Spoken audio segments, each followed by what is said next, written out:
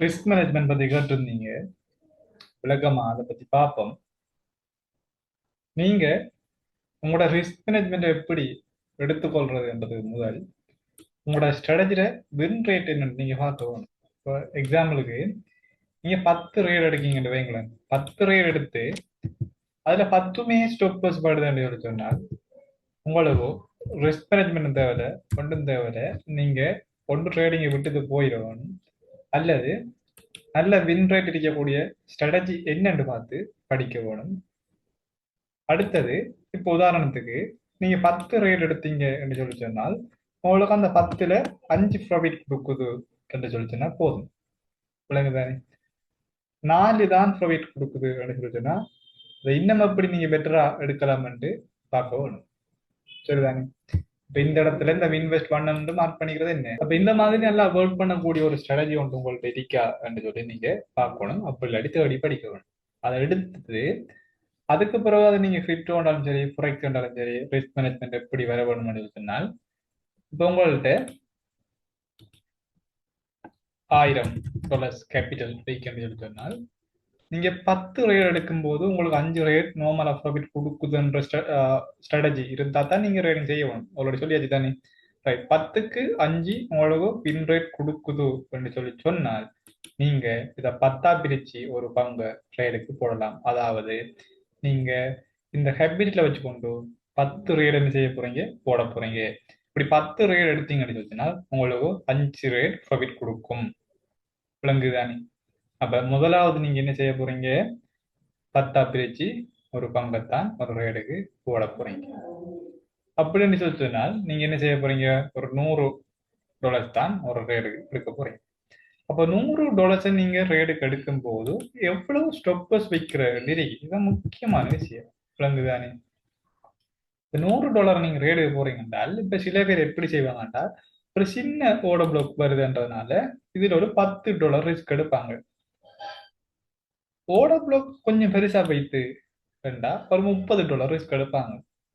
அப்ப இந்த மாதிரி செய்யறது பேரு ரிஸ்க் மேனேஜ்மெண்ட் இல்லை. என்ன செய்ய வேணும் சொல்லி சொன்னால் ஓட பிளாக் இந்த மாதிரி இருக்கும் போது நீங்க $10 தான் ரிஸ்க் எடுக்கீங்க என்றால் இந்த மாதிரி பெரிய ஓட பிளாக் பண்ணாலும் அதே $10 தான் ரிஸ்க் எடுக்க வேணும். ரிஸ்க் எப்பவும் ஒரே ஸ்ட்ராட்டஜியை யூஸ் பண்ணும் போதும் வேற வேற ஸ்ட்ராட்டஜியை யூஸ் பண்ணும் போதும் ஒரே அளவான ரிஸ்க் தான் வர வேணும். விளங்குதானே? அப்ப சில பேர் என்ன செய்வாங்க அப்படின்னு சொன்னால் 1:3 என்ற அடிப்படையில அவங்களோட ரிஸ்க் ரேஷியோ ரிவார்ட் ரேஷியோ வைப்பாங்க. சரி,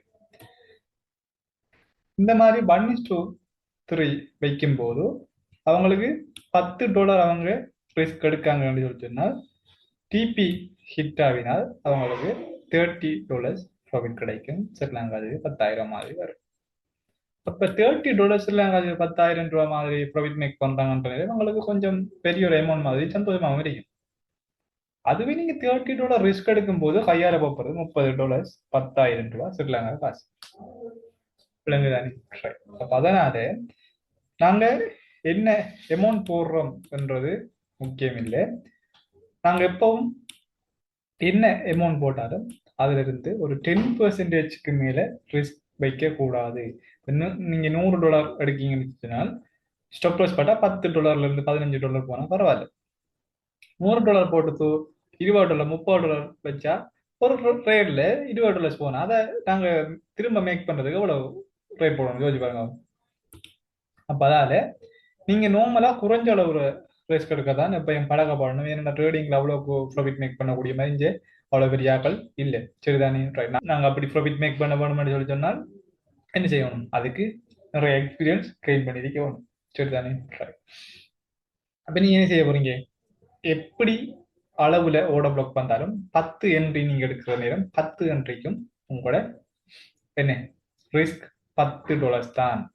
10மே ஸ்டாப் லாஸ் பட்டா உங்களுக்கு $100 போகும், $900 வரல அடிக்கும். விளங்குதானே? அப்ப இந்த மாதிரி தான் நீங்க மினிமம் ரிஸ்க்ல இப்போதைக்கு ட்ரேட் பண்ண வேணும். இப்ப நீங்க கேட்க வருவீங்க எப்படின்னு சொல்லி சொன்னால் 5 ரேட் லொஸ்ட் ஆகினாலும் 5 ரேட் வின் பண்ணுது தானே. அப்ப நான் ஒரு $20-30 ரிஸ்க் எடுத்தாலும் நான் ப்ராஃபிட் தானே. சரி, அது சரி, நீங்க ப்ராஃபிட் தான், நானும் ப்ராஃபிட் தான், எந்த பிரச்சனையும் இல்லை. ஆனா நீங்க ட்ரேட் போடும்போது முதல் 5 ட்ரேடும் லொஸ்ட் ஆகினால் நீங்க ஒரு $30 ஸ்டாப் லாஸ் வைக்கீங்கன்னு வைங்களேன், 5 ட்ரேடுமே முதல் 5 ட்ரேடுமே லொஸ்ட் ஆகினா $150 லொஸ்ட் ஆகிடும். விளங்குதானே? இப்ப முதல் 3 ட்ரேட் லொஸ்ட் ஆகிருந்த பிறகு 4வது ட்ரேட் எடுக்கும்போது உங்களோட மைண்ட் செட் எப்படி இருக்கும்? சந்தோஷமா இருக்குமா?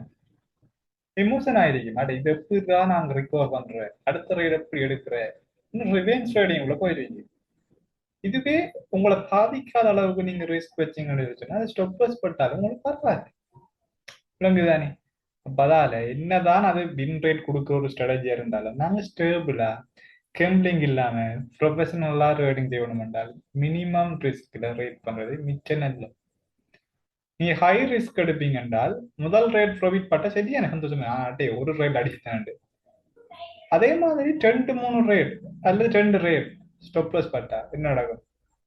சரியான மாதிரி உங்களுக்கு டிப்ரெஷன் ஆகும். இந்த டிப்ரெஷன் என்ன செய்ய முடியுதுன்னா ஸ்ட்ராங்கான டிசிஷன் எடுக்க வைக்கும். இந்த காலப்போகலங்களோட $1000 கேபிட்டலையும் இல்லாம ஆக்கும்.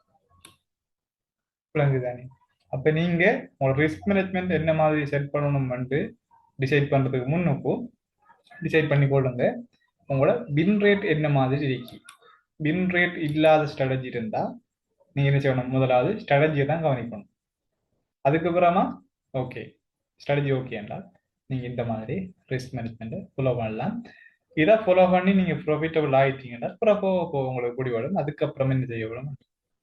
சரி, இப்போதைக்கு இந்த ரிஸ்க் மேனேஜ்மெண்ட்டை நீங்கள் யூஸ் பண்ணலாம். இப்படி இல்லாமல் நீங்கள் வேறு எந்த விதத்தில் ரிஸ்க் மேனேஜ்மெண்ட் யூஸ் பண்ணுறதாலும் சரி, மினிமம் ரிஸ்கில் ட்ரேட் பண்ணுங்க. அது லொஸ்ட் ஆகினாலும் எங்களுக்கு பெரிய அளவு பாதிப்பை ஏற்படுத்தாது.